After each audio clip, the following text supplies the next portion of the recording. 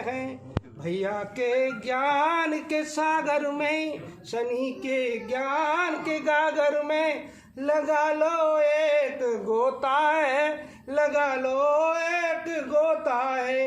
समागम कर लो भैया का कि मन आनंद होता है, कि मन आनंद होता है। आत्मा कह रही है हमारी आत्मा मेली है, मेली जिंदगी अपनी। भैया जी धार अमृत की जो काटे गंदगी मन की। चलो परमात्मा देखें, चलो परमात्मा देखें, दरस को मन ये रोता है, दरस को मन ये रोता है। समागम कर लो भैया का कि मन आनंद होता है, कि मन आनंद होता है। काम क्रोध मद लोभ का जीवन भैया से दूर रहता है। पापों की गहरी नदियां में नशे में चूर बहता है। अरे पगले मन को समझा लो, मेरी बहना मन को समझा लो। अंधेरे में जो सोता है, अंधेरे में जो सोता है। समागम कर लो मन भैया का कि मन आनंद होता है, कि मन आनंद होता है। आओ आओ रे भैया सब पार होगी नैया, आओ आओ मेरे भैया दूर होगी सब नैया। हरि चरणों में प्रणाम, भैया चरणों में प्रणाम। आप ही निराकार, आप ही साकार, आपकी संपूर्ण ब्रह्मांड में जय जयकार हो, जय जयकार हो, जय जयकार। मैंने क्या कहा था राजवीर जी, ये बहुत ऊंची आत्मा है और आत्मा आनंद में रहती है। इनके वक्तव्य से ही हमें पता चल गया था कि ये कुछ जिज्ञासु भी है। और मैंने जो आपको बताया क्या वो सत्य है कि नहीं? यस, बिल्कुल सत्य है। ऐसे क्योंकि समाज हमारा जो है ये दुनिया की सबसे बड़ी कुरीति है, इसको दूर करना ही पड़ेगा। लोग कहते हैं इसको अंधविश्वास है कि अंधविश्वास को बढ़ावा दे रहे हैं। हाँ, हमें अंधा ही विश्वास करना है भगवान में। अंधा विश्वास करके चलेंगे तभी शैतान रूपी जाल से हम निकल पाएंगे। ये जितनी मलिनता है, जितनी बुद्धि में मलिनता है, उनमें आधी से ज़्यादा जो मलिनता है हमारे शरीर में, जो कष्ट आधे से ज़्यादा, वो केवल निगेटिविटी से। उस निगेटिविटी की पहुंच कहाँ तक है कि वो आपको किसी को भी प्राप्त नहीं करने देता। भगवान की तो बात अलग है, वो आपको सबसे बड़ी बात जो मानव प्रेम के लिए बना है वो प्रेम को ही प्राप्त नहीं करने देता। भगवान की बात अलग है, वो हमारे जीवन को हमेशा कष्ट में बनाए रखेगा। छोटी छोटी बच्चियाँ, माताएं, बहनें अगर कष्ट में रहेंगी, उनके सर घूमते रहेंगे तो वो क्या जीवन का आनंद ले पाएंगी? उनकी शादियाँ होंगी, शादियाँ टूटेंगी, फिर शादियाँ होंगी, फिर शादियाँ टूटेंगी, 3-3 बार होकर शादी टूट जाती हैं। वो अपने पति पर इतना क्रोध दिखलाती हैं जिससे वो इतना स्नेह रखना चाहती हैं, कुछ हद नहीं, वो उनको पता भी नहीं चलता है। ठीक है, जो प्रेत बाधा है वो उसको एकांत में ले जाती है, एकांत में सुलाती रहती है, आलस्य से जड़ कर देती है, प्रमाद इतना आ जाता है कुछ हद नहीं। लेकिन ये सारी जो वस्तुएं हैं, ये सारी जो चीज़ें हैं, ये हमारे जीते जी शरीर में जो हम काम क्रोध मद लोभ मोह की अधिकता है, उसी से हम ऊपर की अवस्था ग्रहण नहीं कर पाते, उसी से हम इस संसार को छोड़ नहीं पाते और वो हमारे साथ हमेशा रहता है। जब हम मरते हैं तो वो अग्नि तत्व हमें नीचे की तरफ खींचता है ऊपर जाने की बजाय, और हम उससे पार नहीं पा पाते और फिर हमारी योनि बदल जाती है, वो प्रेत योनि होती है। लेकिन दुनिया वालों सुन लो, जितने भी जीव हैं मरते हैं उनकी भोग योनि होती है। वो वहाँ अपना भोग ग्रहण करके सीधे जब मरते हैं तो उनको दूसरी योनि पलट जाती है। वे भूत प्रेत की आत्माओं में नहीं बदलते, ना वो भूत प्रेत बनते हैं। भूत प्रेत इसलिए नहीं बनते हैं क्योंकि वो केवल भोग योनि है और हमारी कर्म योनि है। हम जितना जैसा कर्म करते हैं उसी के हिसाब से हमारी योनियाँ बदलती हैं।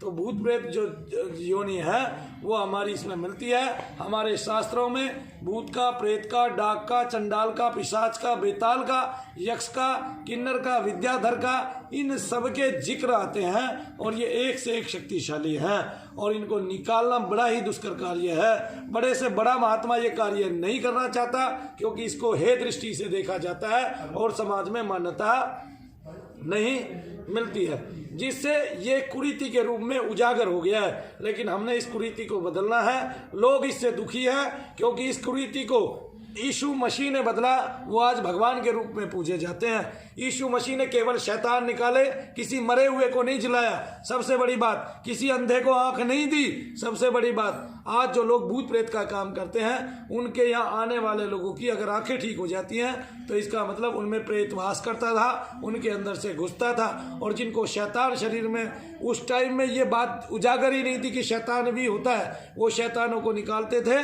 और ऐसा एक यज्ञ हुआ कि लोग उनसे जुड़ते चले गए। क्यों? क्योंकि उनके पास एक विधा थी, एक अन्यतम विधा थी कि उन्होंने ईश्वर को उस रूप में माना कि वो एक है, वो सबका है और वो पापी को भी ग्रहण करता है। सबके दरवाजे उसके लिए खुलेंगे अगर हम उसको पुकारेंगे और अगर हम उसको आवाज़ देंगे तो वो हमारी बात सुनेगा।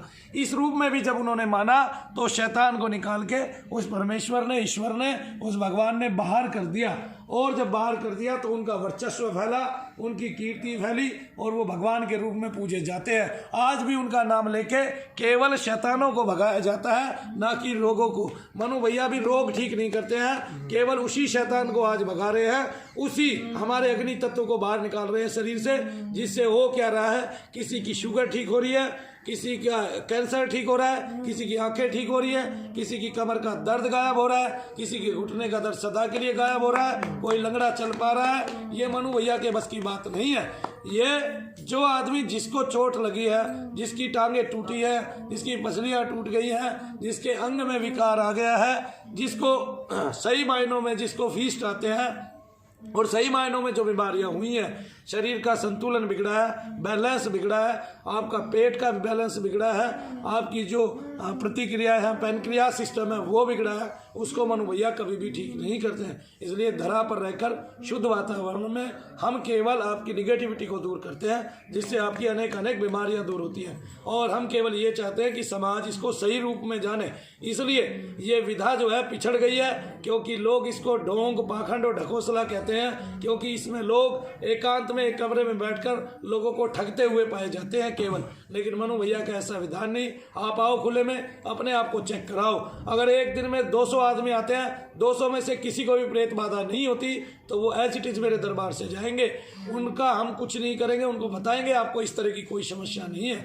किसी को डॉक्टरी समस्या होती है, हम फौरन बताते हैं कि आपको डॉक्टरी समस्या, हमारी कोई समस्या है नहीं। आगे तो इस तरह से हम केवल सत्य का आचरण करना चाहते हैं और वही आचरण से हमारी दुनिया में, हमारे पूरे भारत में हम अपनी पुरानी विधा को जानेंगे, जिससे लोग बहुत ज़्यादा पीड़ित हैं और हमारे जीवन में बदलाव आ रहे हैं। जिस क्रोध को लेकर हमारे जीवन में बदलाव आ रहे हैं, 90% लोगों को वो क्रोध केवल भूत प्रेत से ही आ रहा है, केवल निगेटिविटी से आ रहा है। और वो जरूरी नहीं दिखाई दे, वो जरूरी नहीं किसी का सर हिले तभी पता चले, वो जरूरी नहीं है कोई उछले कूदे तभी पता चले इसके अंदर प्रेत बाधा है। वो चुपचाप और शांत रहने वाली चीज है, वो एकांत चाहती है। अगर आप प्रेत को उछालना चाहते हो, आप दुनिया भर के दरबार देखते हो, आप देखते हो उन्होंने गाने चला दिए, प्रेत नाच रहे हैं, ये सारा का सारा महज गलत सिस्टम है। मनु भैया के पास आते हो, आपकी क्रिया होती है, 10 दिन के अंदर प्रेत कहाँ गया किसी को नहीं पता होता। वो थोड़ा बहुत किसी का अंश भी बच जाता है, वो अगले 10 दिन के अंदर चला जाता है। उसके बाद आपको आराम पड़ने शुरू हो जाते हैं। आप देखते हो 20 दिन की प्रक्रिया के बाद आपकी बहुत सारी चीज़ें खत्म हो जाती हैं और आपको शुभता की प्राप्ति होती है, लक्ष्य की प्राप्ति होती है। उसके बाद आप अपना जीवन सुख में बिताते हो। और यही कारण है कि मनु भैया के पास कभी भीड़ की कमी नहीं होती। कल से हमने धाम 25 दिन के लिए बंद किया था, इसलिए लोग आज कम आ रहे हैं, लेकिन दिवाली वाले दिन भी लोग आएंगे, ये हमारी गारंटी होती है। और अभी भी हम एक के बाद एक लोगों को देख रहे हैं। उधर कमरे में भी आप लोगों को देख सकते हो। लेकिन ये सत्य दरबार है, यह सत्य बरसता है। बाबूजी ने भी अपने शब्दों में बयान कर दिया है। हालांकि वो पहली बार आए हैं, लेकिन हमारे से कोई परिचित भी नहीं थे। और लेकिन मैं ये मानता हूँ कि ये कहीं ना कहीं जरूर हमें पहले से ही देख रहे थे और इनको पहले से ही ये पता था। इनके मन में आनंद था हमारे से मिलने का, हर्षोल्लास था इनके हृदय में। और इनके हृदय में शांति भी थी कि अगर कहीं काम होगा तो मनु भैया के पास ही होगा। इस तरह से जय शनिदेव भक्तों, जय शनिदेव। जय शनिदेव।